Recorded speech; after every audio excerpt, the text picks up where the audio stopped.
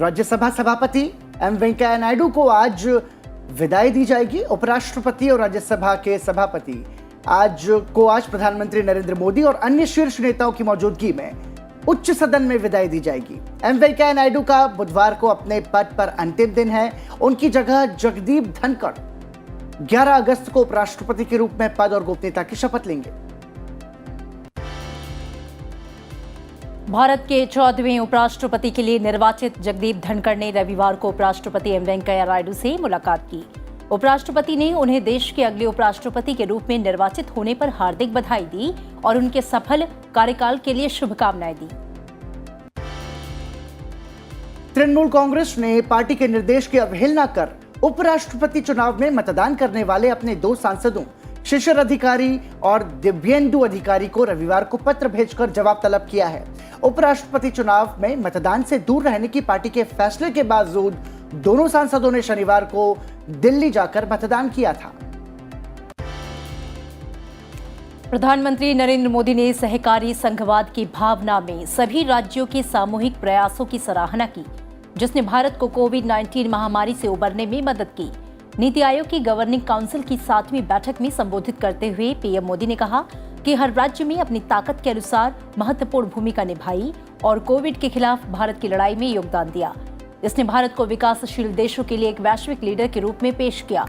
महामारी की शुरुआत के बाद से गवर्निंग काउंसिल की ये पहली फिजिकल बैठक थी। बैठक में 23 मुख्यमंत्रियों, 3 लेफ्टिनेंट गवर्नर्स और 2 प्रशासकों के साथ ही केंद्रीय मंत्रियों ने हिस्सा लिया। भारत अमेरिका रणनीतिक साझेदारी में एक नया अध्याय जुड़ गया है। US navy ship Charles Drew रविवार को चेन्नई के कट्टुपल्ली शिपयार्ड में मरम्मत और संबद्ध सेवाओं के लिए पहुंचा। रक्षा मंत्रालय के मुताबिक भारत में अमेरिकी नौसेना के जहाज की यह पहली मरम्मत है। प्रधानमंत्री नरेंद्र मोदी ने स्टार्टअप की दुनिया से जुड़े युवाओं से हथकरघा स्टार्टअप ग्रैंड चैलेंज में हिस्सा लेने के लिए रविवार को आग्रह किया। राष्ट्रीय हथकरघा दिवस पर प्रधानमंत्री ने भारत की समृद्ध सांस्कृतिक विविधता और भारत की कलात्मक परंपराओं का जश्न मनाने के लिए काम करने वाले सभी लोगों को नमन किया। 8वें राष्ट्रीय हथकरघा दिवस पर केंद्रीय मंत्री पीयूष गोयल ने कहा कि बुनकरों और कारीगरों को ई-कॉमर्स से जोड़ने की जरूरत है।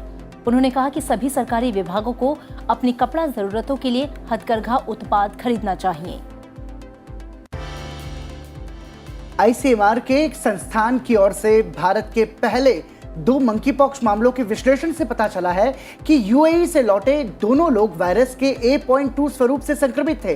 राष्ट्रीय विषाणु विज्ञान संस्थान के वैज्ञानिकों के मुताबिक A.2 स्वरूप, जिसका पिछले साल अमेरिका में पता चला था, को प्रमुख समूहों से ही नहीं जोड़ा गया है। वर्तमान प्रकोप मंकीपॉक्स वायरस के B.1 स्वरूप के कारण है। भारत में अब तक मंकीपॉक्स के 9 मामले सामने आए हैं और 1 की मौत हो चुकी है।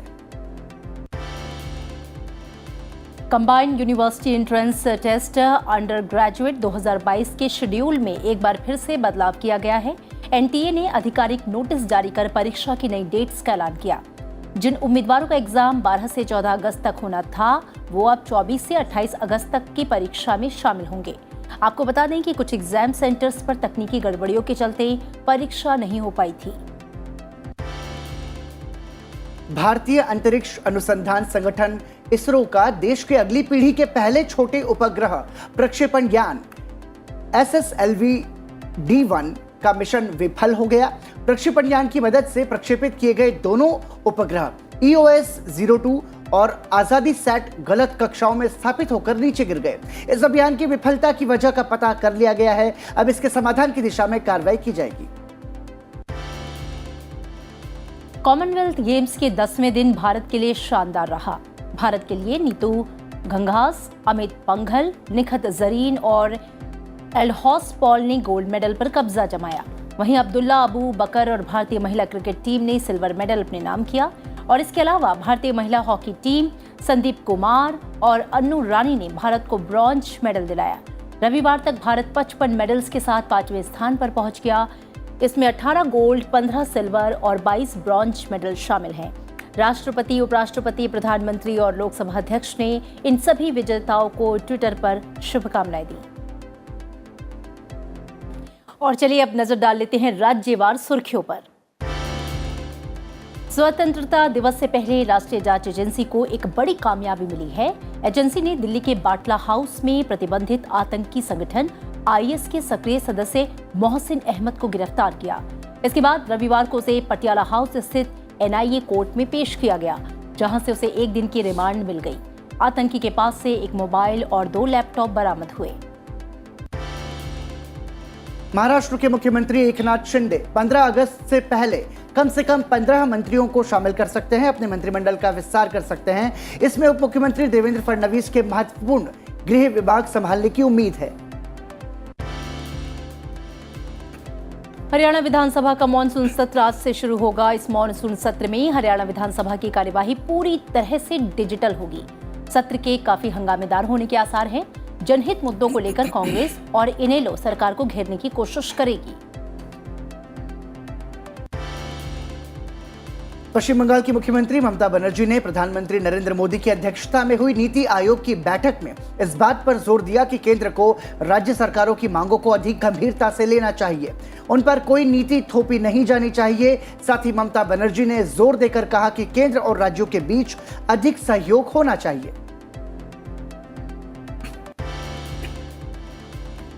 सेना ने जम्मू कश्मीर के रामबन जिले में अग्निपथ योजना के तहत 6 सप्ताह का भर्ती पूर्व प्रशिक्षण शुरू किया।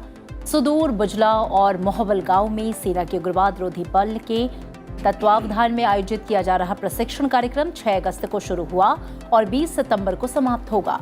6 सप्ताह तक चलने वाले प्रशिक्षण कार्यक्रम का उद्देश्य सेना में भर्ती होने के इच्छुक युवाओं को शारीरिक, चिकित्सा और लिखित परीक्षाओं के लिए तैयार करना है। मणिपुर में सभी स्कूल अधिसूचना के अनुसार आज से ऑफलाइन कक्षाओं के लिए फिर से खुलेंगे। शुक्रवार को जारी अधिसूचना के अनुसार सभी सरकारी सहायता प्राप्त और निजी स्कूल उस दिन शारीरिक कक्षाएं फिर से शुरू करेंगे, यानी कि आज। स्कूलों में छात्रों और शिक्षकों के लिए फेस मास्क अनिवार्य रहेगा और सभी तरह के कोविड प्रोटोकॉल्स को फॉलो करना अनिवार्य होगा। बढ़ते कोविड-19 मामलों के बीच सरकार ने पिछले महीने कक्षा 8 तक के छात्रों के लिए स्कूल बंद कर दिए थे। मुंबई वासियों को त्योहारों के खास मौके पर वातानुकूलित लोकल में बढ़ते यात्रियों की संख्या को देखते हुए पश्चिम रेलवे ने एसी लोकल ट्रेन की फेरियों को बढ़ाने का निर्णय लिया। एसी ट्रेनों की बढ़ती मांगों के बीच पश्चिम रेलवे आज से वातानुकूलित ट्रेनों की 8 और सेवाएं शुरू करने जा रहा है। फिलहाल पश्चिम रेलवे की 40 सेवाएं जो हैं वो सप्ताह के दिनों में चलती हैं, जबकि 32 सेवाएं रविवार को चलती हैं। राजस्थान के मुख्यमंत्री अशोक गहलोत ने बलात्कार के बाद हत्या के मामले बढ़ने की वजह फांसी की सजा को बताया। उन्होंने कहा कि बलात्कारी को लगता है कि पीड़िता उसके खिलाफ गवाह बन जाएगी, इसके लिए वो हत्या कर देता है। राजस्थान में 2 साल में 26 लड़कियों के बलात्कार के बाद हत्या कर दी गई है। नागरिक उड्डयन मंत्री ज्योतिरादित्य सिंधिया और राज्य मंत्री सेवानिवृत्त जनरल वीके सिंह ने मुंबई में अहमदाबाद के लिए आकाश एयर की पहली उड़ान का ऑनलाइन उद्घाटन किया। इस अवसर पर सिंधिया ने कहा कि पिछले 8 वर्ष में भारतीय नागरिक उड्डयन उद्योग पूरी तरह से बदल गया है। उड़ें देश का आम नागरिक उड़ान योजना के तहत 425 वायुयान बनाए गए हैं और सरकार की योजना इन्हें 1000 तक ले जाने की है। उन्होंने कहा कि हवाई अड्डों की संख्या भी 68 से 100 की जाएगी।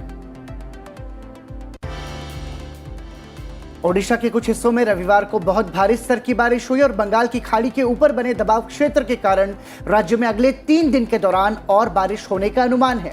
शनिवार को बना निम्न दबाव क्षेत्र ओडिशा और उत्तरी आंध्र प्रदेश के तटों से दूर उत्तरी पश्चिमी बंगाल की खाड़ी के ऊपर केंद्रित हो गया है। भुवनेश्वर मौसम विज्ञान केंद्र के मुताबिक अगले 48 घंटों के दौरान इसके जोर पकड़ने और उत्तर पश्चिम में ओडिशा और छत्तीसगढ़ की ओर बढ़ने का अनुमान है। राजस्थान में रविवार को कई जिलों में हल्की बरसात रिकॉर्ड की गई। मौसम केंद्र जयपुर के अनुसार सोमवार को बंगाल की खाड़ी में एक कम दबाव का क्षेत्र बनेगा, जिससे प्रदेश में अगले 4-5 दिन बारिश का दौर जारी रहेगा। कुछ स्थानों पर भारी बारिश भी हो सकती है। मौसम विभाग में तेज बारिश की संभावना को देखते हुए राज्य के 14 जिलों में येलो अलर्ट घोषित किया गया है। दिल्ली एनसीआर के कई इलाकों में कल हुई बारिश के बाद दिल्ली के तापमान में गिरावट दर्ज की गई है। राजधानी में न्यूनतम तापमान सामान्य से 1 डिग्री कम यानी कि 27.4 डिग्री सेल्सियस दर्ज किया गया है। मौसम विभाग के अनुसार दिल्ली में आज भी हल्की बारिश देखने को मिल सकती है। और आइए अब नजर डालते हैं अंतर्राष्ट्रीय सुर्खियों पर। सीनेट डेमोक्रेट्स ने अमेरिकी राष्ट्रपति जो बाइडेन की डील को मंजूरी दे दी है। अब इसे पारित करने के लिए सीनेट में मतदान होगा। जो बाइडेन का आर्थिक पैकेज ग्लोबल वार्मिंग को धीमा करने, दवा की लागत को कम करना और विशाल निगमों पर कर लगाने के गहरे निहित पार्टी लक्ष्यों को पूरा करता है। बांग्लादेश में ईंधन की कीमतों में 51.7% तक की जबरदस्त बढ़ोतरी हुई। इससे बांग्लादेश में महंगाई बढ़ने की आशंका और बढ़ गई है। 1 लीटर पेट्रोल की कीमत अब 130 टका हो गई। इससे 44 टका की बढ़ोतरी हुई। वहीं 1 लीटर ऑक्टेन की कीमत जो है वो अब 135 टका हो गई है, जो इससे पहले 89 टका थी। बढ़ती महंगाई के कारण जनता सड़क पर उतर आई है। देश के कई शहरों में प्रदर्शन चल रहे हैं। जनता ने पुलिस वाहन को क्षतिग्रस्त कर दिया है। बांग्लादेश में जो वर्तमान हालात हैं उससे ये साफ है कि स्थितियां और बिगड़ सकती हैं। बांग्लादेश के वित्त मंत्री ने अंतर्राष्ट्रीय मुद्रा कोष से $4.5 अरब का कर्ज मांगा है। बांग्लादेश की प्रधानमंत्री शेख हसीना ने एक चीन नीति के लिए बांग्लादेश के समर्थन की पुष्टि की है। उन्होंने कहा कि बांग्लादेश बीजिंग के साथ दोस्ती को महत्व देता है। बांग्लादेश ने बुनियादी ढांचे के विकास के लिए बेहतर व्यापार संबंधों, निवेश और समर्थन का वादा किया है।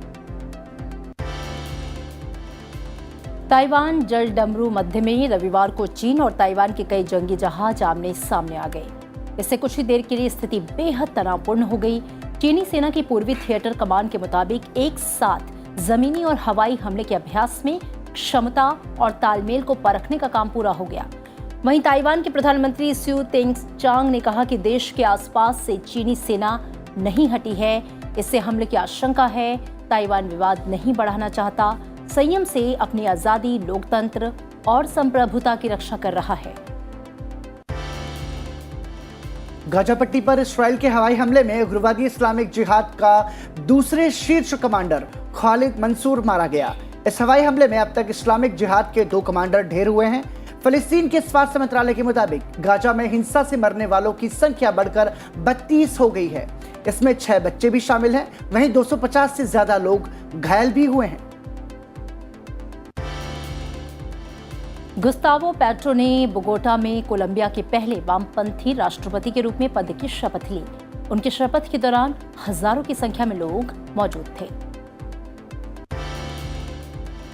यूक्रेन ने ओडेसा और चोर्नोमोर्स्क के काला सागर बंदरगाहों से करीब 1,70,000 टन अनाज ले जाने वाले 4 और जहाजों को रवाना किया। वहीं मॉस्को ने कीव पर रूसी कब्जे वाले परमाणु संयंत्र के खिलाफ एक नई हड़ताल करने का आरोप भी लगाया है।